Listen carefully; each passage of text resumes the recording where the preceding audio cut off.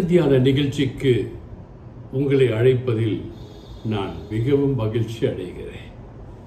சென்னைக்கு திரும்பிவிட்டேன். இன்று நாம் பார்க்க போகும் தேவ வசனங்கள், ஆண்டவர் உங்கள் மீது மிகவும் மனது உருக்கமாக இருக்கிறார். நீடிய பொறுமையும் சாந்தமும் உடையவருமாயிருக்கிறார். எதற்கு ஆண்டவருக்கு உங்கள் மேல் நீடிய பொறுமை? எதற்கு ஆண்டவருக்கு உங்கள் மேல் சாந்தம்?